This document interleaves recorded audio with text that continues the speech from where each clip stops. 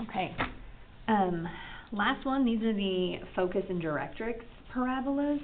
So in order to get these, I need to look to see which term is squared to decide whether it's opening up, down, left, or right. So right here, the y is squared, which means this is a left-right. This still gives me my vertex, and inside are still lie, so -2, 1. This divided by 4 is always going to give me p. So if I plot the point -2, 1, because p is positive, I know it's opening to the right. So from my vertex, I'm going to go 3 to the right to get my focus, and 3 back to get my directrix. To fill this out, I'm just going to record the values that I have. Remember that the directrix is an equation. It is a vertical line, so it is an x equals.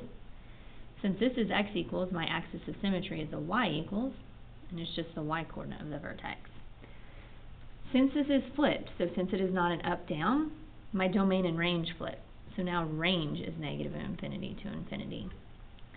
I have the vertex, I have the focus, I have the directrix. I need 2 additional points in order to get the overall shape. So from my focus, I'm going to go 2p up and 2p down. That gives me the shape of the graph. Okay. Let me go ahead and do this one at the bottom. This, since the x is the squared, this is an up-down.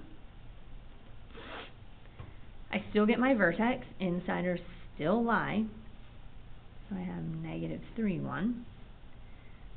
This divided by 4, still going to give me p. Since p is negative, I know that it's opening down. So from my vertex, I'm going to go 5 down. That gives me my focus, and 5 up to get my directrix. Now I'm just going to record the values off of my graph.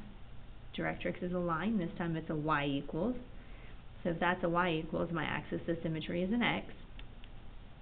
I'm back to my regular parabolas, which means domain is -infinity to infinity. I have the directrix, the vertex, and the focus, but I still need those additional points in order to get the overall shape of my graph. So I'm going to do 2 times p. So I'm going to go 10 to the right and 10 to the left. So I'm going off the graph on this one. And then those values together give me the shape of my parabola. This time my range is opening down, so -infinity to 1. All right? So that gives me the overall shape of my parabola.